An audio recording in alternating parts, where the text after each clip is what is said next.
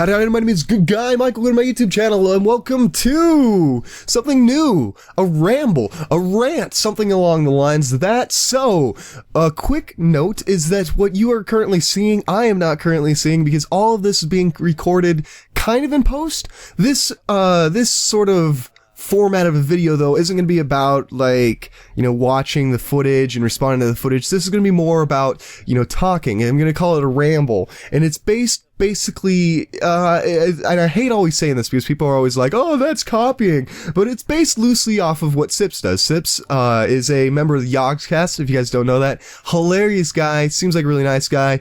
He's a dad, seems like he's a good friend, really funny, it's a great sense of humor, one of my favorite members, especially when him and Shin get together, but that's not what we're here to talk about. Anyways, one of the things that he does that I really enjoy is called a ramble, which is basically where he goes and he just rambles for 20 to 30 minutes and talks about whatever the heck comes into his head, or he'll have a guest on and he'll talk about, you know, like how they first met, or if there's something going on the internet, they, you know, talk about it. It's basically like a podcast sort of format. And a few people were telling me that, you know, they would really enjoy the back of the cartridge format because it's kind of like a podcast, and they're like, you should do your own podcast. So I don't want to do like an actual podcast. I want to do something, though, where I can actually sit down and I can talk to you guys every now and then about stuff that's going on in my life, because, you know, I'm going through this crazy time in my life, and, you know, so much is happening to me, but even not then, you know, there's so much that happens to me that I can't cover in the, you know, the 10-minute videos that I normally make. Not to mention that, like, I record stuff beforehand, and I don't know, that might ruin the magic for a few people, but I tend to record things like in a batch where I'll record, you know, 3-4 episodes, 2 to 3 episodes, and then, you know, put one episode out a day and release them over time. If I end up having like a really good day and I record a lot of stuff, sometimes I put out 2 episodes, and sometimes I do that with Back to the Cartridge, but you know, usually I try and shoot for 1 episode, and I haven't been super good with that, but you know, these episodes are going to be recorded on the day of that they're going out, so I'm actually it's Saturday, the 22nd of March, and I'm sitting at my computer at, you know, 10:30 in the morning, just chilling in my underwear. Maybe you guys don't know. But anyways, yeah, this is just a little bit of a ramble that, I'm gonna be going through because, you know, like I said, I want to talk about stuff that's going on in my life, and some of you guys showed some interest in it, and, you know, it's like, you know, I wanted to talk to you guys about why I've been missing so much stuff lately, and it's because I've been having a bunch of exams, and I actually am already getting a little parched from talking so much, so let me grab a sip of water. I'll be back. I'm right here. It's 10 seconds of dead space in the talking, so.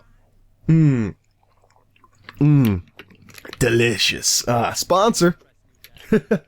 I drink like a stupid amount of water every day. I know that's like a kind of a very, very small talk point, but I really do, because I'm, you know, I run track for the University of Montana, and when you run, you know, when it's a nice day out, you run and you sweat profusely, and so it's crazy because people don't really know this, but honestly, if you have a hard workout, you can drop 2 to 3 pounds of water weight, and when you're at my weight, that's a huge difference, because I'm super light, actually. I used to weigh, in high school, I weighed 180 pounds, and my height, I don't feel confident telling you guys my height. I'll let you, I wanted to be a surprise when, you meet us, kind of like with, Markiplier and Wade.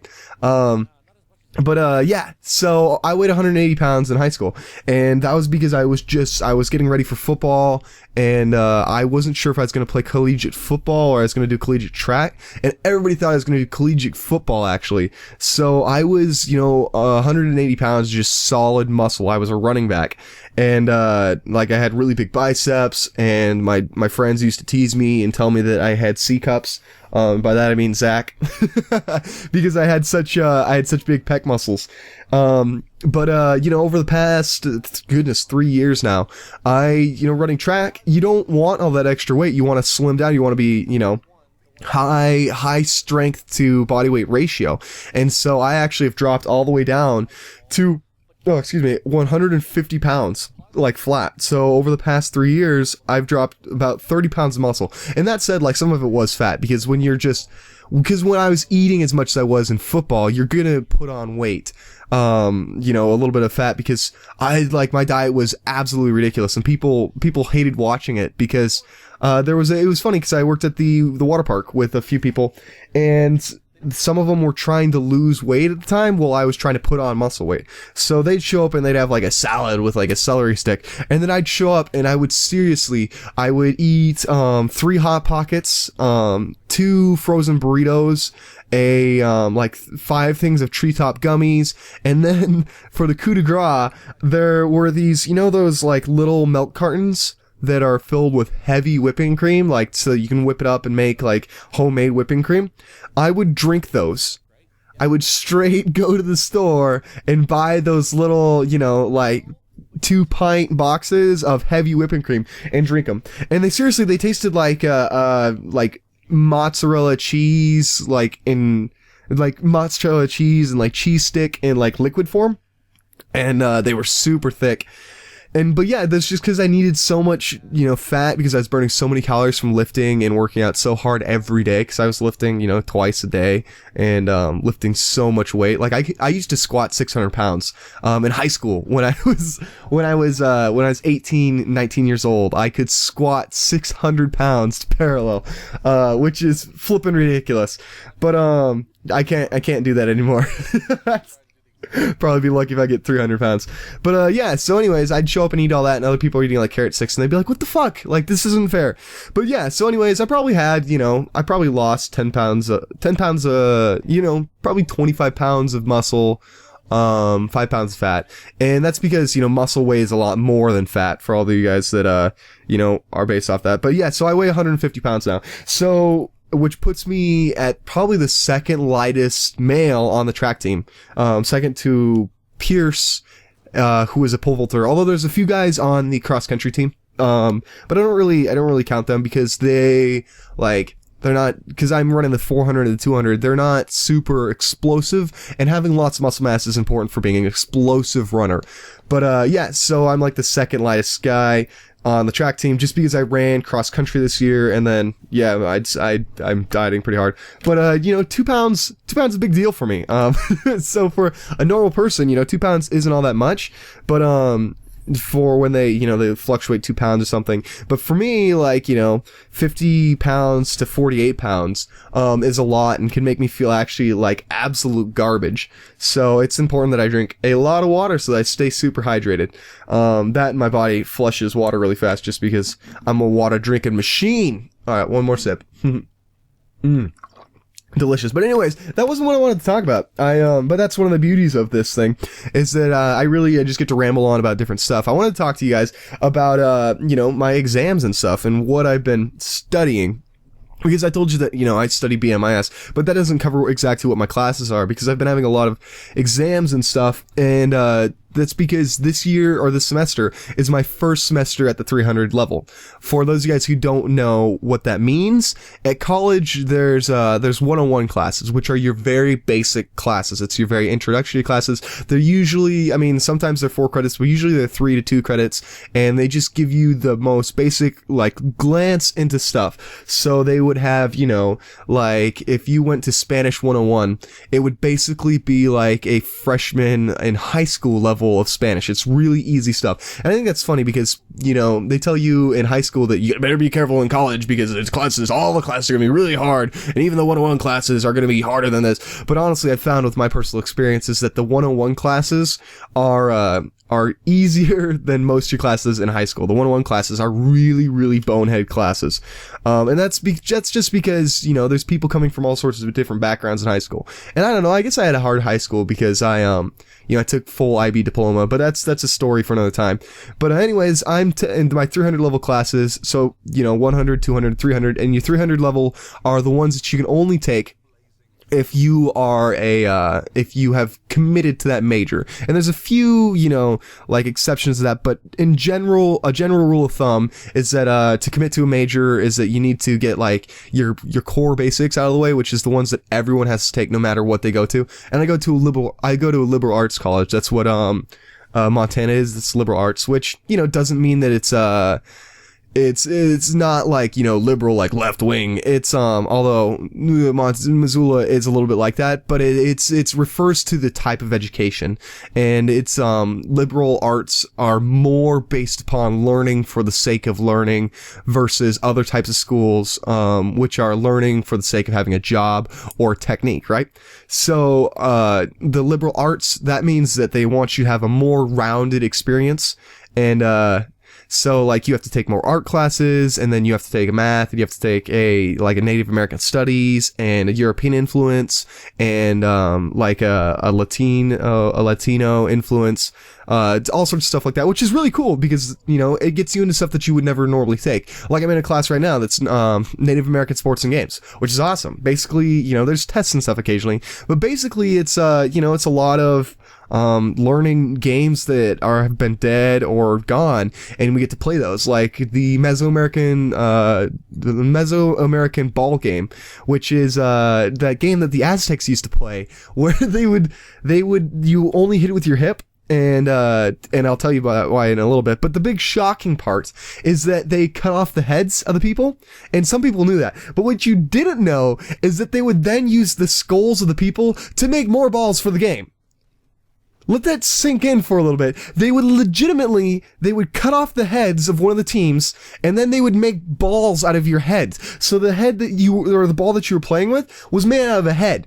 And the reason for that was actually because they would coat it in, so you hit it with your hip because the balls were made of rubber. And not like rubber like we know it, but rubber from the rubber trees down in Central to South America, because it bounced, and so it gave a good thing. But then they were super heavy. They get to like 8 to 10 to 16 pounds, and that's like hitting a shot put with your knee, or that's why you had to hit it with your hip, because anywhere else and it would break you. If you kicked it, it would break your foot. If you hit it with your hand, it'd break your hand. If you hit it with your head, it would definitely give you severe mental issues or kill you, just straight out, and most likely kill you, because the Aztecs knew a lot about medicine, but if you get your head smashed in by a 16-pound ball flying at a decent speed, it's not going to be good.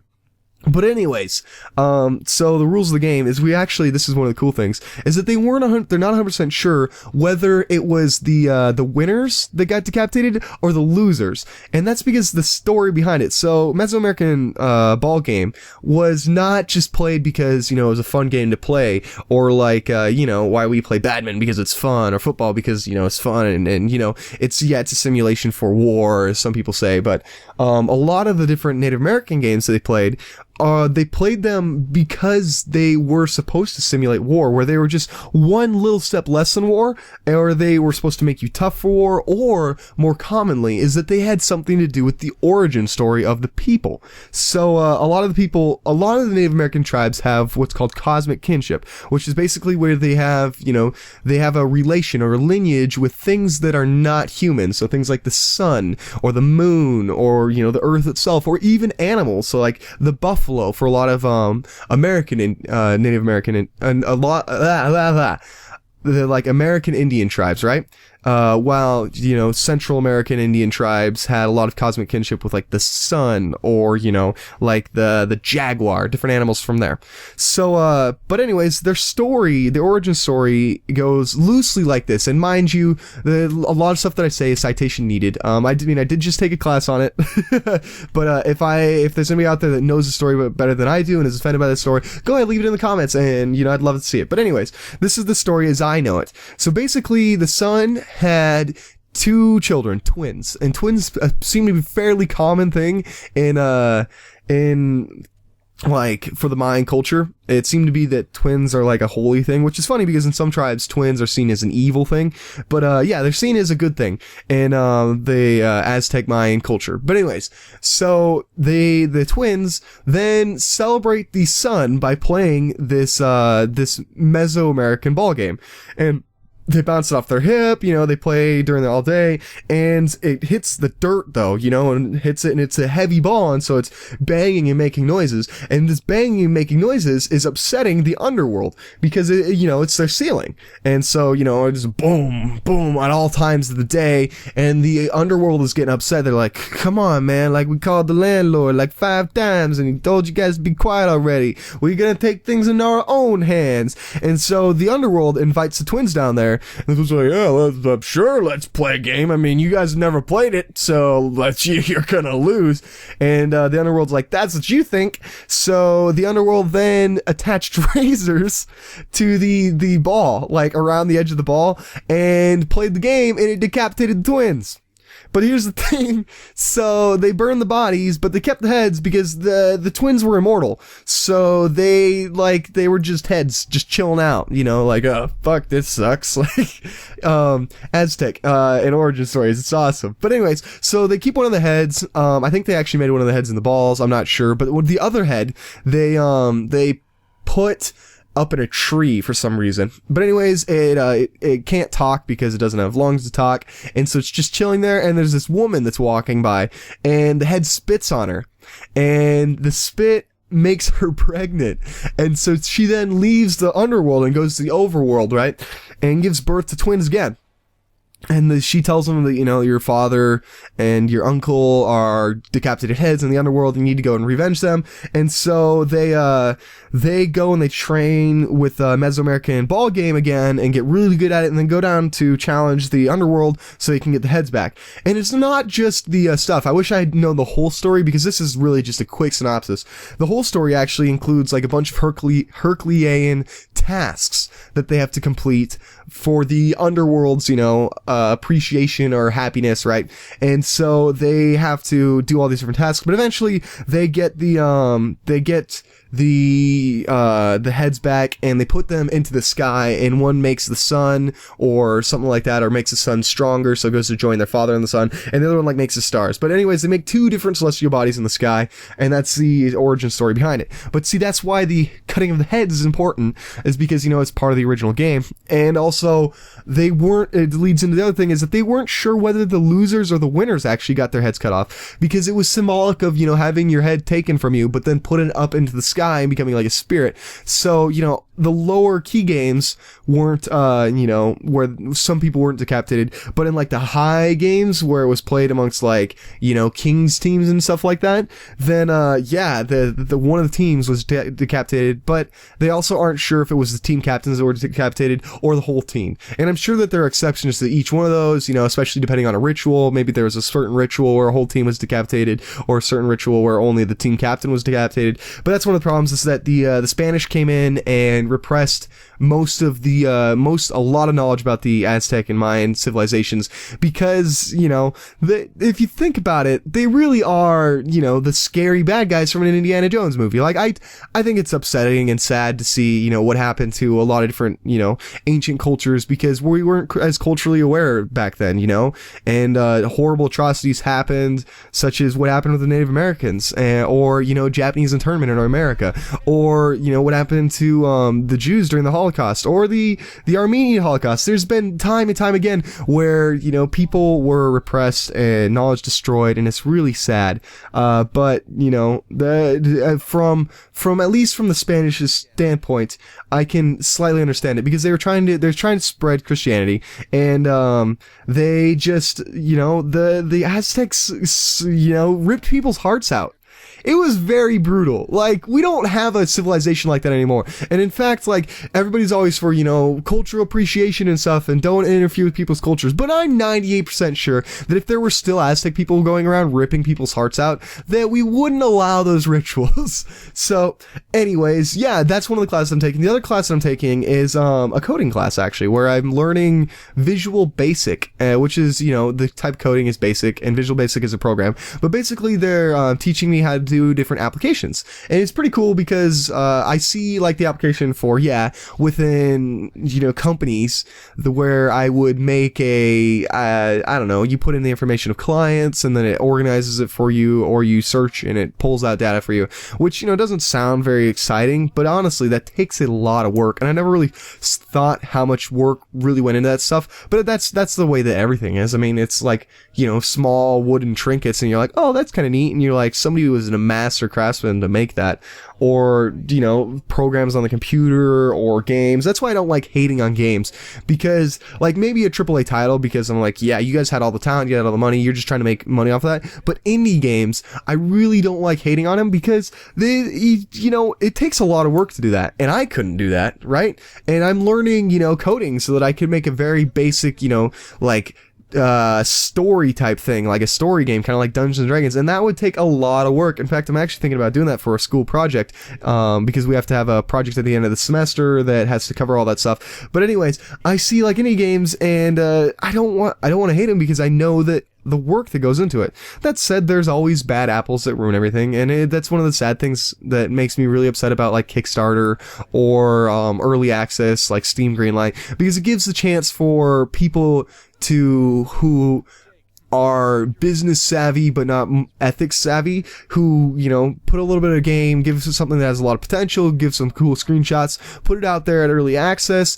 get boatloads of money, and then just bail. And we've seen this happen time and time again with like towns and stuff like that. And it's always sad. It's always really upsetting. Or like Greenlight, Greenlight happening, and people who show some stuff that would be really cool in concept, make a boatload of money, and then just bail again. So, and like, I haven't looked into this stuff. I think I'm pretty sure it's illegal. I don't know. But it just makes me sad because it gives a really bad rep to people who do have a really good, genuine purpose, and then you have small time creators who do have a lot of potential and want to create something, have a bigger trouble with it because they're running into people have this regret of paying for a group that ran off with their money, which is completely understandable. I totally side with that group, but make sure you still support the good guy and realize that there's bad guys out there. But yes, that's why I don't dig on indie games, but I'm learning coding and stuff, and I'm taking exams on it. And so the exam though for coding is not like a traditional exam where you go and you fill in the stuff. It's a practical. So they give me like a blank program, so they give me something that looks like what it's supposed to be, and then they're like, okay, now you go and do all the wiring behind it. And it's interesting. I like it because with Visual Basic, it gives you the code in a way that you can, if you have a general idea what you're supposed to do, you can type it in, and then it gives you like some options, and like if you were really close, it gives you a help, and so it fills in that. But it's like learning a separate language. It is, and then having to go and talk to people, and like people don't understand the difficulty of it. It's something that I think everybody should go and try and learn some code. I think it's a lot of fun. I really enjoy it. But if you did, I mean, for me, it wasn't as bad as it is for some people, because I've been playing games since I was a kid. And if you ever use consoles or something, like, like for running your own server, running a Minecraft console, you have to do, slash something, something, something, slash something, dash, that. And that's similar to what it is for, programming. And so the biggest thing about programming is that you just can't be afraid of it. And you have to, you have to learn some stuff, but you have to learn it. You don't memorize, stuff in coding. You learn it because you need to, oh, excuse me. That's my random hiccup for the day. You need to learn stuff so that you can tell it to do things in particular, not just, I don't know, like copy and paste, because copying and pasting doesn't work in coding. Like, yeah, it works for a very similar situation, but once you get out and then you need to do more broad stuff and, do something that you've never done before, your copying and pasting skills isn't going to work anymore. You have to actually digest it and, come up with a new solution, which I like. It is really problem solving and creative. And then also you're graded on whether your code works, not how it looks. So I unfortunately some of my code is very nasty looking, but because I repeat code or I use sort of different weird, but as long as it works, like, you know, you get your 100% on it, which is awesome. But it is very stressful. The last exam was very stressful because of the amount of stuff, and I panicked, and that's something that you can't do in that exam because there's so much stuff to it that if you panic, you're gonna fall behind the 8 ball, and then you're just gonna, you know, not finish in time. And that's what happened to me, and so I ended up getting a really high B instead of the A that I should have gotten, which was awesome because I thought I was gonna get a C, but the class average for that test was 54%. Yeah, 54%. You didn't mishear me.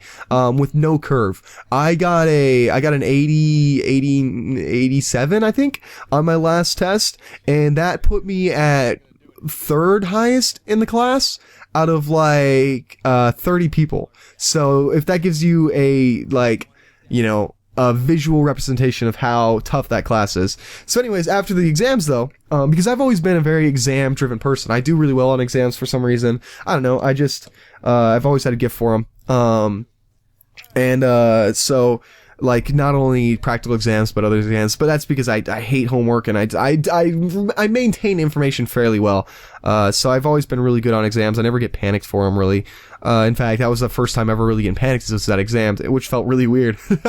But, so after the exams, though, I like to go reward myself, with, you know, something so that I feel better, and that way next time I'm more motivated to study again, and, which is actually like a really good, you know, process to do. If you guys are struggling with exams, study. If you do well, reward yourself. Make sure you reward yourself. You know, give yourself a pat on the back. And by doing that, you can do anything from go out and eat somewhere that you really like that you normally don't go eat, right? Because I'm a college kid, I'm on a budget, and so I try not to spend a whole lot of money on myself. But like if I do well, I reward myself by either go out to eat, or something I've been doing recently actually is picking up amiibos, which is awesome, but also at the same time, it's a little upsetting because I'm a little bit late to the game on the whole amiibo fad. And so I've missed a handful of characters that I really wanted. Like, so when I play Super Smash Bros, Zach and I play Super Smash Bros together. Duke got a 3DS recently. He's planning on picking up Super Smash Bros. So when I play Super Smash Bros, my characters that I really enjoy, the first character I started with was Little Mac, because I like characters that just beat people up. If it's a fighting game, I never liked a character that used a sword or a character that used, you know, different range attack. I always enjoyed a character that just beat people up. For Street Fighter, it was Guile. Or Guile, whatever you like to call him. I call him Guile.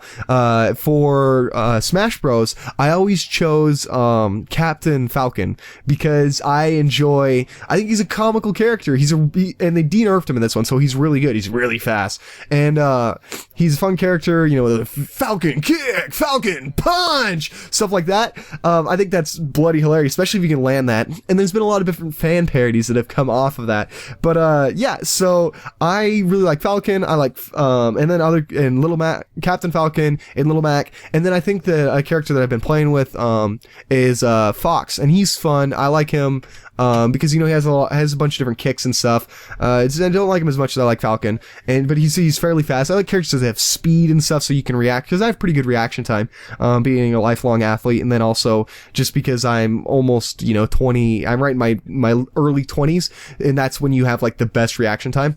And as you get older, actually, fun fact, your reaction time gets worse. Yeah, so I want to pick them up because they look cool. The amiibos are very cool. They're basically the trophies from the end of the Smash thing. If you guys don't know what it is, look it up. Yeah, so I wanted a Captain Falcon, a Fox amiibo, and a Little Mac amiibo. But I didn't like get into amiibos until February, because then I started exams and I was like, I gotta find something to like reward myself. And I was like, oh, these are cool, because Zach picked one up, and so I've been looking, and they're gone. They're nowhere. Those 3 are impossible to find, which sucks because I could have found one earlier, but you know, I missed my window. So I've been looking online, and I can't, and at the local stores and stuff, hoping that they would get in, but Nintendo just really like dropped the ball on this one. That, or did it intentionally, which I think they possibly did intentionally, because they wanted to create a market for collectibles, because Nintendo has so many collectibles. But yeah, so I currently have Link, Toon Link, Pikachu, Sonic, and Sheik, and then I need to pick up Zelda, and I'm gonna pick up Ganondorf, because I'm a huge Legend of Zelda fan, if you guys haven't figured that out yet, because Ocarina of Time was the first game I ever played, So I want to get all of the Legend of Zelda characters. Then I want to get the retro characters too, because I think that they're cool. Like I picked up a Mega Man for Duke, because Duke is a huge fan of Aaron Hansen from Ego Raptor from Game Grumps, and Ego Raptor really likes Mega Man, and so he actually, Duke couldn't find a Mega Man. I went out to pick up, ironically, I went out to pick up myself, 2 amiibos, because I did really good on 2 exams that I had the same day, and I ended up picking up 1 amiibo for me, and picking up amiibo for Zach that he wanted, and an amiibo for Duke that he wanted. But yeah, so I want to pick up a Mega Man amiibo for myself, because I want to have all the retro characters, and then I really want to pick up Duck Hunt once it comes out, because I think Duck Hunt amiibo is gonna be, you know, one of those ones that's fairly rare. But yeah, so I enjoy them. Growing up, I struggled with being a nerd, and I finally have reached that point where I just accepted it, where I'm going to be a lifelong nerd, especially considering that I want to do YouTube and this for a living. But I'm looking at the time now, and we are coming up on the 30 minutes mark, so I didn't mean to ramble that long. I kind of did 20 to 30 minutes, but now that I'm looking at it, I'm like, that's a lot of stuff for people to actually sit down and watch. So yeah, I hope you guys enjoyed this. If you did, let me know. If you want to see more of this, I'll probably do shorter. If you want to do shorter, let me know. If you like this length, let me know. If you wanted me to talk about anything in particular, let me know. These rambles are really a chance for me to talk to you guys and just ramble a little bit, and just really get to talk about stuff that's going on in my life, or about what's going on in the game market, or my opinion on things, if you guys are interested in that, which makes me feel, a little bit self-inflated that I'm like, these guys want to listen to my opinions. But yeah, so if you guys are interested in this and you guys enjoy this, let me know. Either ways, I'm gonna let you go. Get started with your day. Gonna get started with my day. Anyways, thanks for watching, guys. Like, subscribe. Always about you guys. Keep being good guys, and I will see you in the next one. Take it easy.